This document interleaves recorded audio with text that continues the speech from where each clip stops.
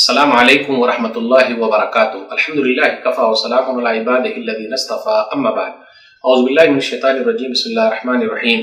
یا ایھا الذین آمنوا کونوا قوامین للہ شہداء بالقسط ولا یجرمنکم شنآن قوم علی الا تعدلوا اعدلوا واقربوا للتقوی واتقوا اللہ ان اللہ خبیر بما تعملون۔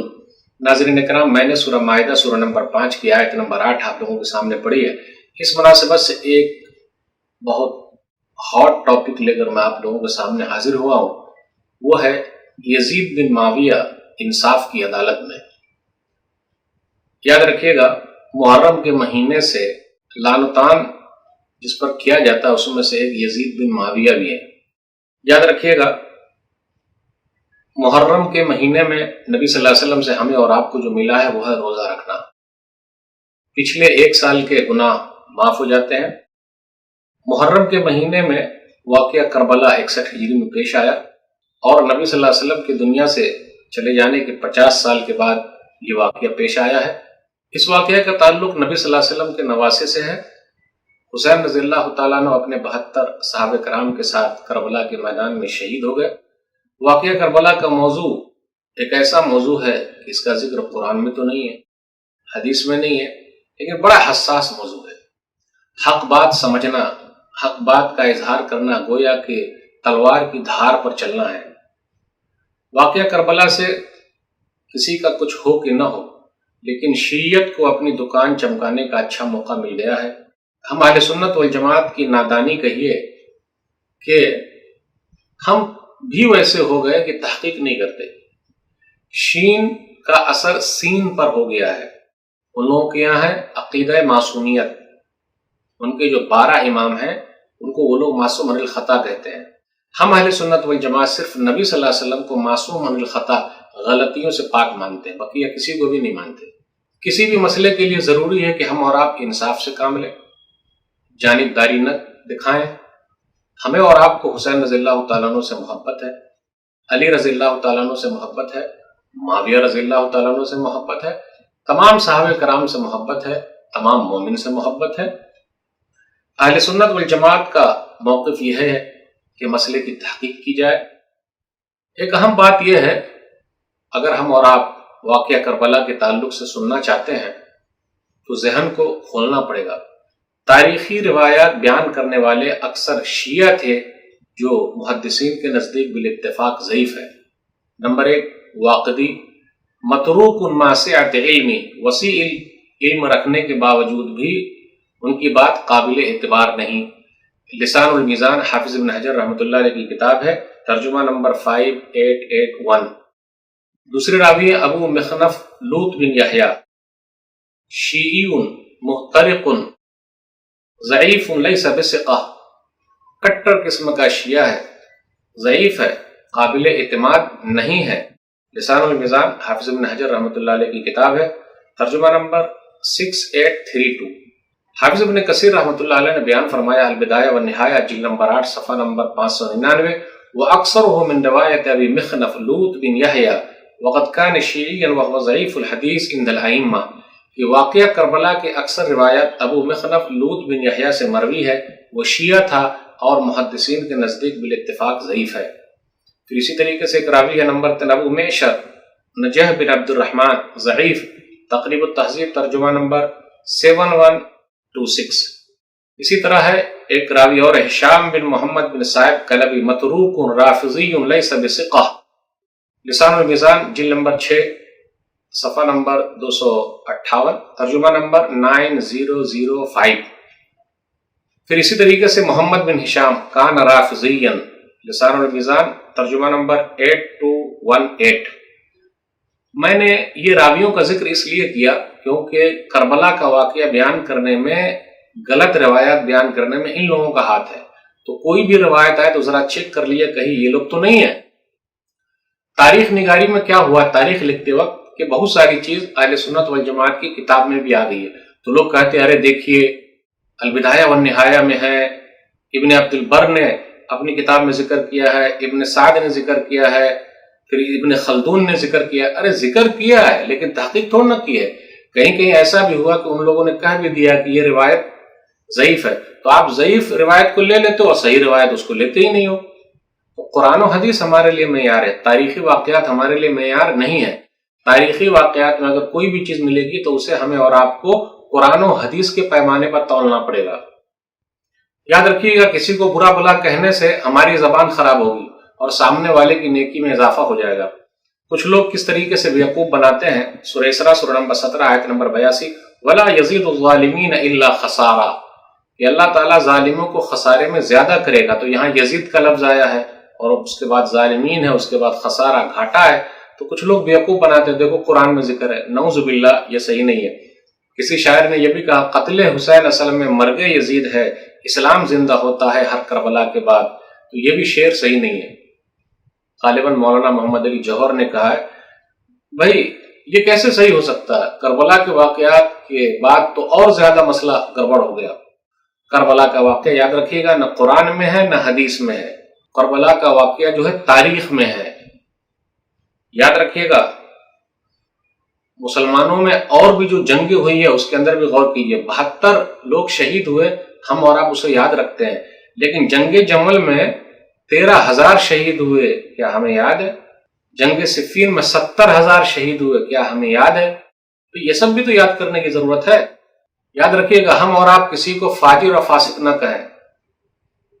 حدیث کے اندر آیا، صحیح بخاری کتاب الادب حدیث نمبر 6045، لا يرمی رجلا بالفسوق ولا يرمیہ بالکفر الا ارتدت علیہ ان لم یکن صاحبہ کذلک، کوئی کسی کو فاسق نہ کہے، پھر اسی طرح کافر نہ کہے، کیونکہ اگر وہ نہیں ہے تو وہ چیز لوٹ کر اسی پر آ جائے گی اور یہ کافر ہو جائے گا۔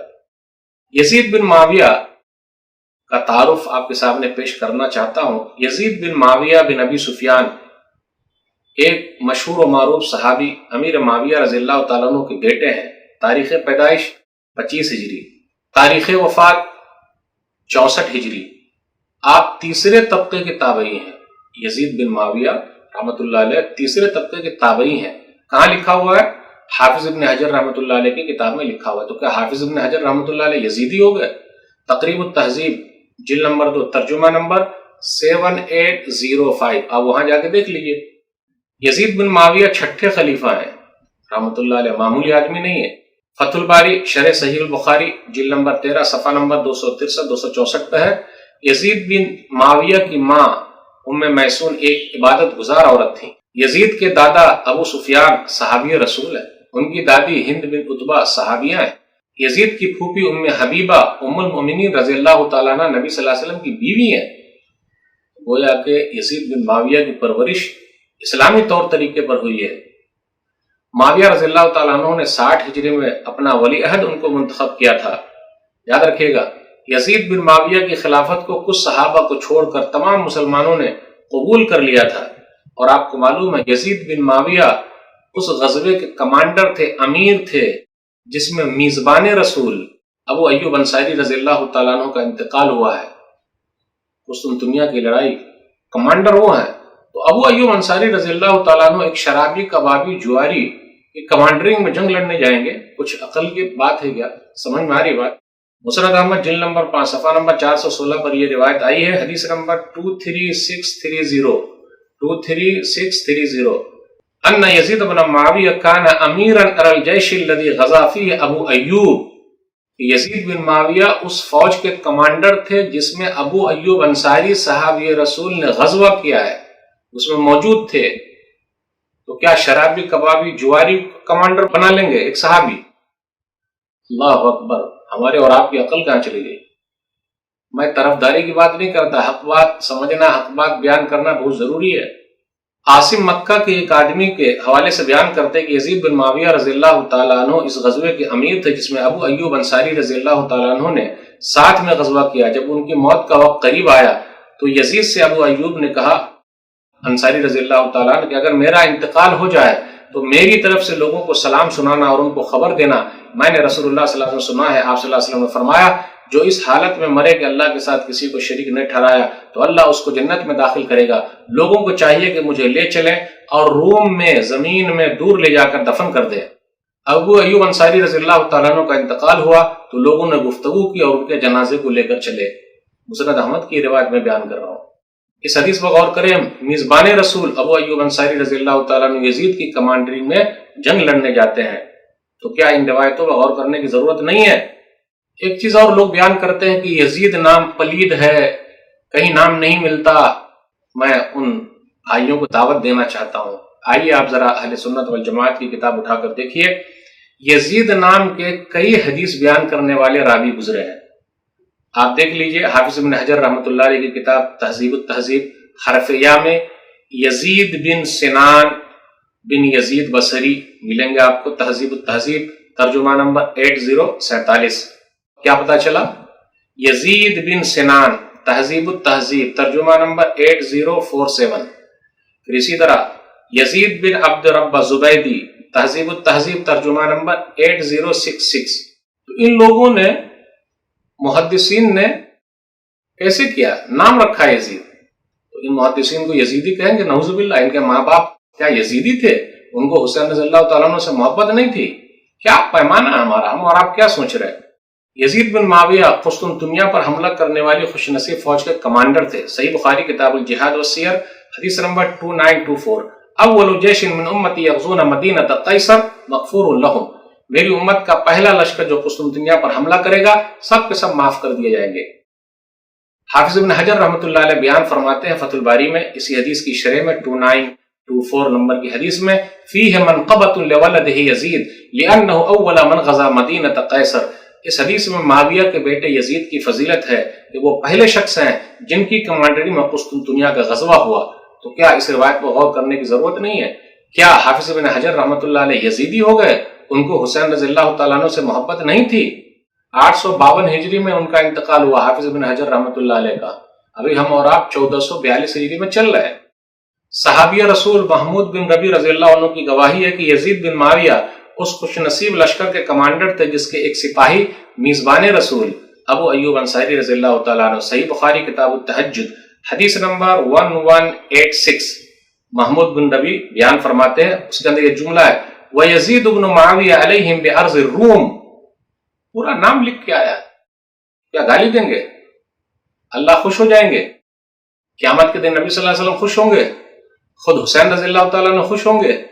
یزید بن معاویہ صحابی رسول عبداللہ بن عمر رضی اللہ تعالیٰ عنہ کی نظر میں، عبداللہ بن عمر رضی اللہ تعالیٰ عنہ نے کہا کہ ہم نے یزید کی بیعت کی ہے، اللہ اس کے رسول کے نام پر بیعت کی ہے، جو کوئی یزید کی بیعت کو توڑے گا، دوسرے کسی کی بیعت کرے گا تو میرا اس سے کوئی تعلق نہیں، لینا دینا نہیں۔ صحیح بخاری کتاب الفتن حدیث نمبر 7111، 3 مرتبہ 111۔ نافع بیان کرتے لما خلع اہل المدینہ یزید بن معاویہ، جب مدینہ والوں نے یزید بن معاویہ کی بیعت توڑ دی، جمع ابن عمر حشمہ وولدہ، تو عبداللہ بن عمر رضی اللہ تعالیٰ نے اپنے خادموں، پہچان والوں اور لڑکوں کو سب کو جمع کر لیا اور کہا میں نے نبی صلی اللہ علیہ وسلم کی حدیث سنی ہے، ينصب لكل غادر لواء یوم القیامہ، کہ ہر غدر کرنے والے کے لیے قیامت کے دن ایک جھنڈا کھڑا کیا جائے گا، یعنی جو غداری کرے گا اس کے لیے قیامت کے دن جھنڈا کھڑا کیا جائے گا۔ عبداللہ بن عمر رضی اللہ تعالیٰ عنہ کہتے ہیں وَإِنَّا قَدْ بَايَعْنَا هَذَا الرَّجُلَ عَلَى بَيْعِ اللَّهِ وَرَسُولِهِ وَإِنِّي لَا أَعْلَمُ غَدْرًا أَعْظَمَ مِنْ أَنْ يُبَاعَ رَجُلٌ عَلَى بَيْعِ اللَّهِ وَرَسُولِهِ ثُمَّ يُنْصَبُ لَهُ الْقِتَالُ وَإِنِّي لَا أَعْلَمُ أَحَدًا مِنْكُمْ خَلَعَهُ وَلَا بَايَعَ فِي هَذَا الْأَمْرِ إِلَّا كَانَتِ الْفَيْصَلُ بَيْنِي وَبَيْنَهُ، میں نے اس شخص کے ہاتھ پر، یزید کے ہاتھ پر بیعت کی ہے، اللہ اس کے رسول کے نام کی بیعت کی ہے، میرے علم میں کوئی غداری اس سے بڑھ کر نہیں ہے، کسی شخص اللہ اس کے رسول کے نام پر بیعت کی جائے اور پھر اسے جنگ کی جائے۔ دیکھو مدینہ والوں، تم میں سے جو کوئی بھی یزید کی بیعت کو توڑے گا اور کسی اور کے ہاتھ پر بیعت کرے گا تو میرا اس سے کوئی تعلق نہیں ہے۔ کیا کہیں گے عبداللہ بن عمر رضی اللہ تعالیٰ عنہ کو؟ نعوذ باللہ، یہ بھی یزیدی ہو گئے؟ حسین رضی اللہ تعالیٰ عنہ سے ان کو محبت نہیں تھی؟ یزید بن معاویہ رحمۃ اللہ علیہ حسین رضی اللہ تعالیٰ عنہ کے بھائی محمد بن حنفیہ کی نظر میں، محمد بن حنفیہ حسین رضی اللہ تعالیٰ عنہ کے بھائی ہیں، کیا بیان کرتے ہیں وہ؟ البدایہ والنہایہ ابن کثیر رحمہ اللہ کی کتاب ہے، جلد نمبر 8 صفحہ نمبر 631 632۔ ما رأيت منه ما تذكرون وقد حضرته وأقمت عنده فرأيت مواظبا على الصلاة متحريا للخير يسأل عن الفقه ملازما للسنة۔ تم یزید کے بارے میں جن باتوں کا تذکرہ کرتے ہو، میں نے تو ایسی باتیں نہیں دیکھی، میں نے دیکھا قیام کیا ان کے پاس تو نماز کا پابند پایا، نیک اعمال میں دلچسپی لینے والا پایا، فقہی مسئلے مسائل پوچھنے والا پایا، سنت نبی کو ہاتھ سے پکڑنے والا پایا۔ اب حسین رضی اللہ تعالیٰ عنہ کے بھائی محمد بن حنفیہ کے لیے کیا کہا جائے؟ طرفداری یا حقیقت کا اظہار؟ تو کیا حسین رضی اللہ تعالیٰ عنہ کے بھائی محمد بن حنفیہ بھی یزیدی ہو گئے؟ جو حق بات بیان کرے اس کو یزیدی بول دیں گے؟ کیا حسین رضی اللہ تعالیٰ عنہ سے ان کو محبت نہیں تھی؟ یزید بن معاویہ رحمۃ اللہ علیہ امام غزالی رحمہ اللہ کی نظر میں، امام غزالی رحمہ اللہ بیان فرماتے ہیں کہ یزید کے لیے رحمت کی دعا کرنا جائز ہی نہیں بلکہ مستحب ہے۔ وَأَمَّا التَّرَحُّمُ عَلَيْهِ فَجَائِزٌ بَلْ هُوَ مُسْتَحَبٌ بَلْ هُوَ دَاخِلٌ فِي قَوْلِنَا فِي كُلِّ صَلَاةٍ اللَّهُمَّ اغْفِرْ لِلْمُؤْمِنِينَ وَالْمُؤْمِنَاتِ فَإِنَّهُ كَانَ مُؤْمِنًا۔ وفایات العیان لابن خلقان جلد نمبر 1 صفحہ نمبر 365 مطبوعہ مصر۔ یزید کے لیے رحمت کی دعا کرنا جائز ہی نہیں بلکہ مستحب ہے، تو ہماری ہر نماز میں اس قول کے مستحق ہے، اے اللہ تو تمام مومن مرد اور مومن عورتوں کو بخش دے، میں داخل ہیں کیونکہ وہ مومن تھا۔ اس لیے جو لوگ کافر بولتے ہیں امام غزالی رحمہ اللہ کو کیا کہیں گے بھائی؟ کیا وہ بھی یزیدی ہو گئے؟ حسین رضی اللہ تعالیٰ عنہ سے ان کو محبت نہیں تھی؟ یزید بن معاویہ رحمۃ اللہ علیہ حافظ ابن کثیر رحمہ اللہ کی نظر میں البدایہ والنہایہ جلد نمبر 8 صفحہ نمبر 629 دار المعرفہ بیروت لبنان۔ وقد كان يزيد فيه خصال محمود من الكرم والحلم والفصاحة والشعر والشجاع وحسن الرأي في الملك وكان ذا جمال حسن المعاشرة۔ یزید کی ذات میں قابل ستائش صفتیں ہیں، کیا کہا جائے، بردباری ہے، فصاحت ہے، شجاعت ہے، بہادری ہے، حکومت کے معاملے میں عمدہ رائے رکھتے ہیں، معاملات کی خوبی ہے، عمدگی ہے، کیا کہا جائے، دیکھ لیجیے۔ حافظ ابن کثیر رحمۃ اللہ علیہ بیان فرماتے ہیں کہ یزید بن معاویہ کی مذمت میں، ان کی برائی میں بہت ساری حدیثیں گڑھی گئی ہے۔